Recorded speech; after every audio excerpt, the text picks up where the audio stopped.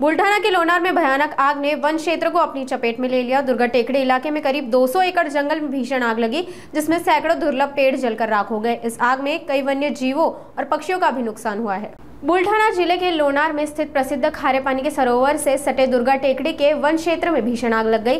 आग इतनी भयंकर थी कि सैकड़ों दुर्लभ पेड़ जल गए और वन्य जीवों को भी नुकसान हुआ। कई पक्षियों के घोंसले और अंडे भी इस आग की चपेट में आ गए। स्थानीय लोगों ने आग बुझाने के लिए कड़ी मशक्कत की, लेकिन लोनार नगर पालिका का अग्निशमन दल समय पर नहीं पहुंच पाया। आग पर काबू पाने के लिए निजी टैंकरों की मदद ली गई।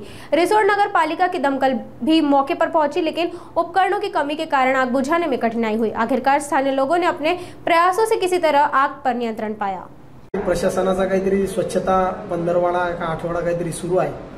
त्या अनुषंगाने नगर परिषद कर्मचारी दुर्गा टेकडीच्या पायथ्याशी लागून असलेल्या ITIच्या कॉलेजच्या जवळ त्या ठिकाणी काही त्यांनी साफसफाई केली आणि तो कचरा त्या ठिकाणी त्यांनी पेटून दिला। परंतु हवेच्या प्रवाहामुळे प्रचंड मोठी आग दुर्गा टेकडीच्या त्या परिसरामध्ये लागली।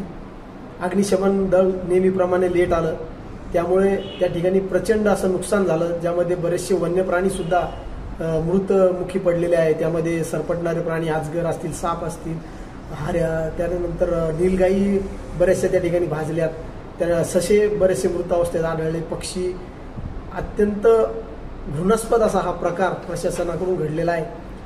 स्वर्गीय पुंडलिकराव दादा मापारी यांनी जे 35 वर्ष ती वनराई स्वतः जतन केली आणि त्यांचं निधन 19 जानेवारीला झालं।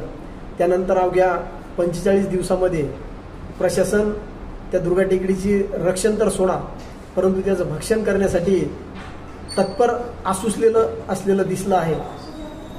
निश्चितच या प्रकारामागे जे पण कोणी लोक असतील, ज्या लोकांचे डोके षडयंत्र या गोष्टीमध्ये चालू असेल, त्यांना योग्य ते शासन, योग्य ती कारवाई त्या सर्व कर्मचारी, अधिकारी आणि जे कोणी लोक असतील त्यांच्यावरती त्वरित झाली पाहिजे, अशी एक सामान्य नागरिक म्हणून माझी प्रशासनाला कळकळीची विनंती आहे।